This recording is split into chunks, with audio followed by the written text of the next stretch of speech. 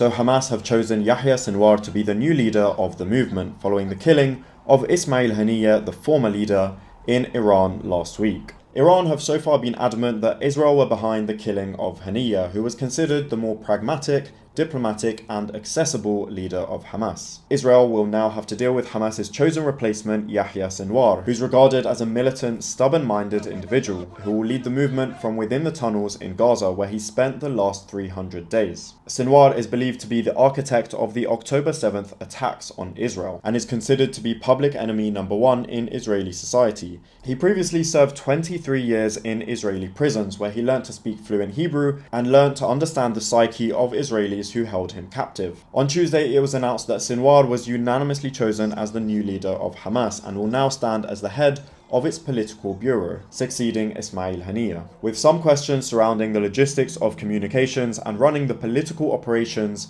outside of Gaza from within Gaza's tunnels. A spokesman for the movement, Osama Hamdan, said on Tuesday that Sinwar has always been involved in the negotiations for a ceasefire with Israel, despite the fact that Sinwar has occasionally distanced himself from the position of a typical politician. وكثير بحب اني اخلع الجاكيت هذه اللي البسوني اياها رغما عني عشان العمل السياسي. Other potential replacements for Ismail Haniyeh were senior figures of Hamas such as Khalid Mish'al, Khalil al-Hayya, Musa Abu Marzouk, Mohammed al-Daif in Gaza, and Marwan Isa. Sinwar was one of the founding members and a former commander of Hamas's military wing, the Al-Qassam Brigades. He has been the head of Hamas in Gaza since 2017. In 2021, he was re-elected to another 4-year term as Hamas's chief in Gaza. Whilst being in power, he helped build up the military capabilities of Hamas's Qassam Brigades. Sinwar is a stern, unwavering individual who before the war would occasionally appear in public and talk at rallies and press conferences in Gaza.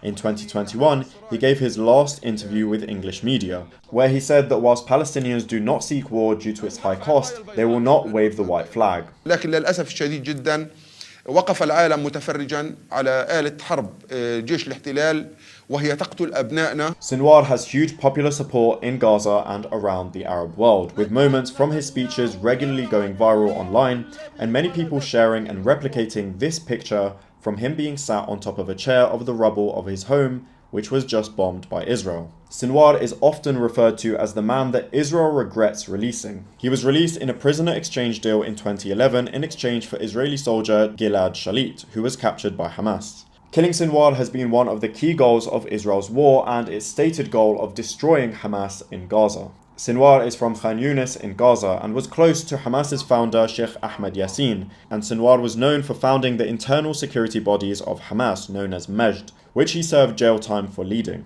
He was previously sentenced by Israel to 4 life sentences in the late 1980s. Despite not admitting it yet, it's widely believed that Israeli intelligence was behind the killing of Ismail Haniyeh. With Haniyeh gone and Sinwar in charge of Hamas, chances of reaching a ceasefire deal are in all likelihood even smaller. But seeing that Israel has consistently rejected and scuffled deals that have been presented, this may be the outcome that Israel wanted all along. But it may be a gamble because Hamas's battalions in Gaza are still fighting, despite Israel's devastating bombing campaign over the last 10 months.